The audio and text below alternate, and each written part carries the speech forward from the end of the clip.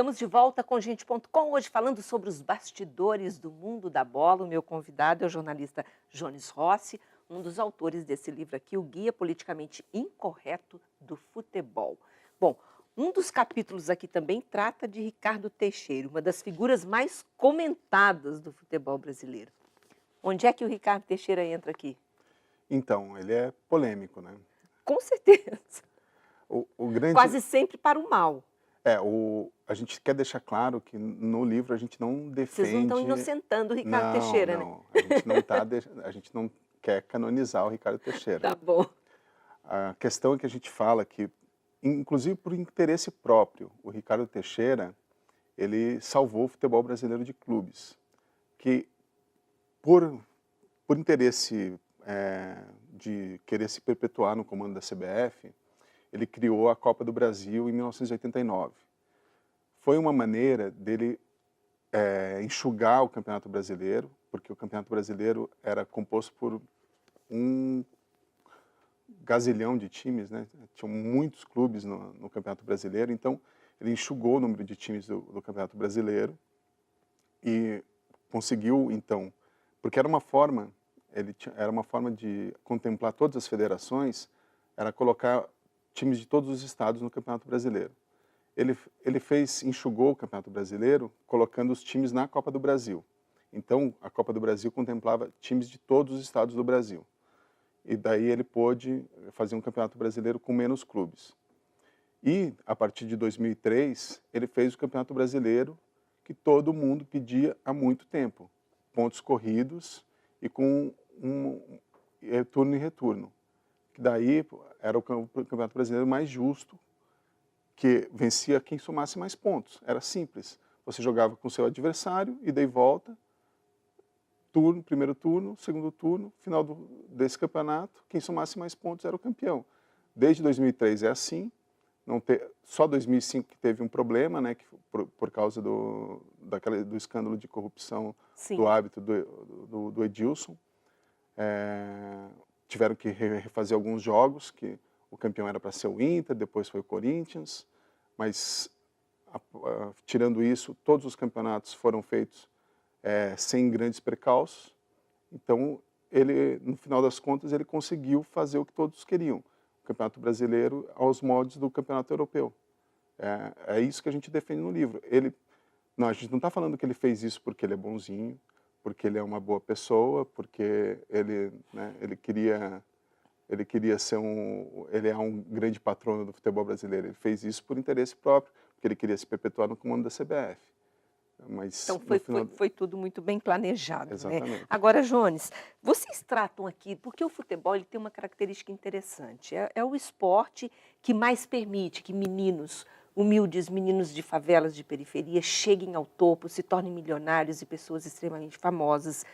E muitos não sabem lidar com isso, tantos exemplos nós tivemos aqui. Enfim, vocês tratam desse assunto aqui, o que acontece na cabeça, na vida desses meninos? Tem exemplos aqui no livro? Tem. A gente, inclusive, tem um capítulo que fala desse... Por que tem tantos garotos que tentam a sorte no futebol? Porque... Então, até com muita ilusão, né? Porque a maioria, óbvio, não chega a lugar nenhum. Né? Assim, a maioria dos jogadores ganha até 3 salários mínimos. 1% dos jogadores consegue salários milionários. É um filtro muito grande. 3 salários mínimos. A maioria, 99%. E isso de clubes profissionais no Brasil? Sim, a maioria absoluta. Mesmo jogadores da primeira divisão, se você pegar os que estão ganhando salários altíssimos, aí são poucos. Se pegam os jogadores do Atlético Paranaense, jogadores mesmo do Flamengo, os que têm contratos altos são alguns. A maioria está jogando por salários de 5 mil reais. Vamos lá. Tá, realista. Isso na mesma equipe ali? Na mesma equipe, porque os clubes têm um orçamento alto, mas você pega lá para cada jogador que ganha 1 milhão por mês, tem lá os que estão na base, jogando por 1.000, por 2 mil reais, por 3 mil reais.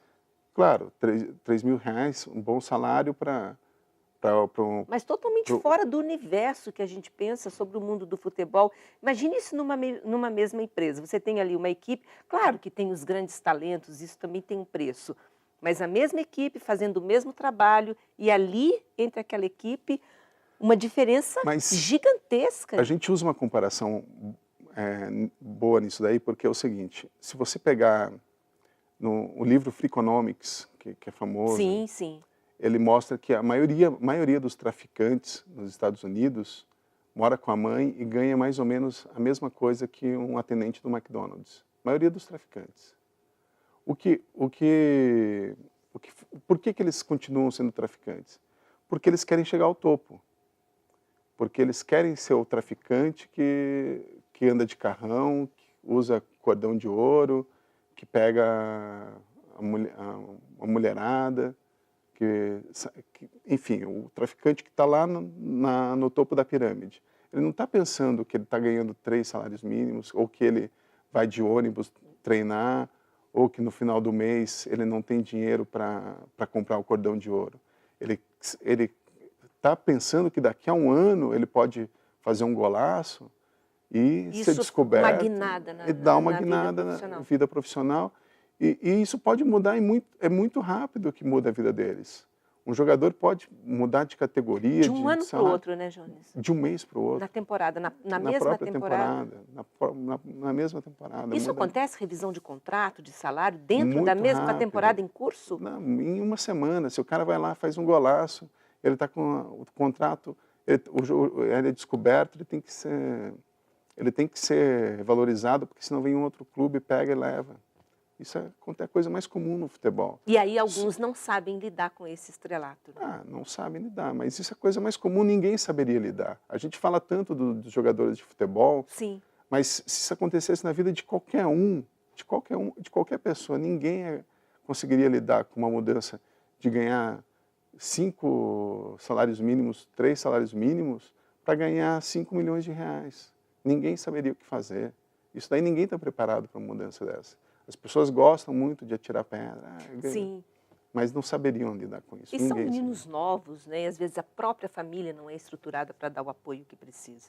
Olha, eu contaria nos dedos qual família que é estruturada para fazer isso, sabe?